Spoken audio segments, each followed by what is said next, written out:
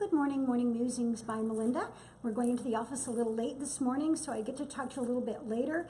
You know, I had a client the other day ask me if I would do a seminar on toxic relationships and abusive relationships, which I thought would be a great idea, but maybe we could do it on a Zoom so that other people from other areas of the country would be interested in it.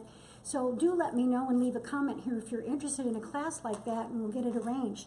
But I wanted to give you some examples of what a toxic relationship is. First of all, if you ask me, am I in a toxic relationship, you already know that you are, or you wouldn't be asking the question. So anytime that you feel like you're walking on eggshells and that you have to couch what you're saying or do things in a particular order, it's because you're in an abusive relationship. Sometimes, however, someone will drag in memories, issues, triggerbacks from their childhood and create abuse where there is none because they set it up so that it feels abusive to them because it becomes their comfort zone of energy.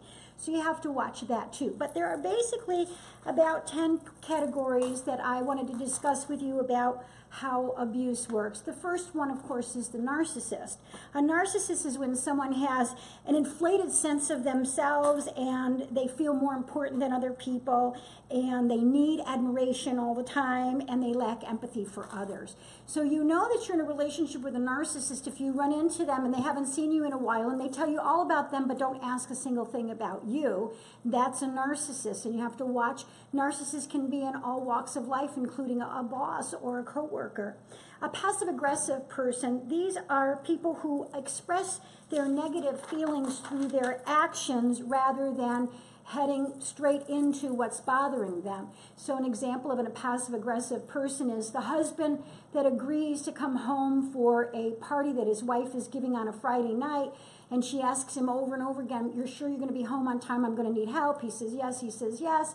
And then at the end of the day, several of his coworkers say, "Come on, let's just stop for one." He says, "No, I got to get home to the wife." And they call him some kind of a pussy or something. And then he goes and has a drink. And then the drink turns into 5. And then he comes in way late after the party. That's passive-aggressive behavior.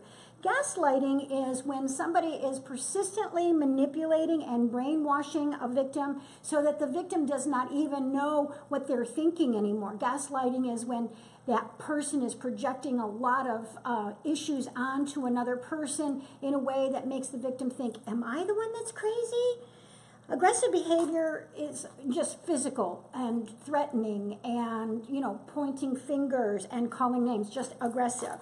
Passive is the person that avoids conflict and they pretend as a martyr that they're putting somebody else first, and really they're just being so passive that you want to send them to the moon, Alice.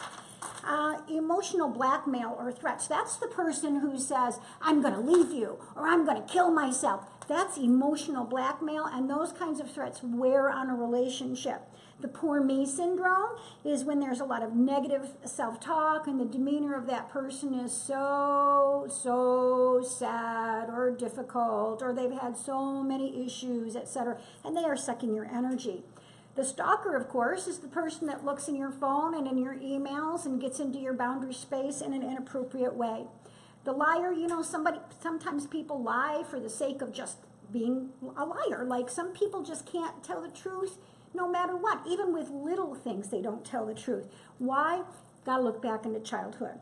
Abusive humor is number 10, and that's when somebody disguises an insult with humor and actually is putting somebody down. So these are the 10 categories of an abuser, and if you're interested in having a seminar via the internet where we'll do a webinar, please leave comments here and we'll look to set that up. And by the way, don't forget that we are having our movie premiere at Harkins in Chandler on June 10th from 4 to 6, and tickets are available on the website. Have a great day.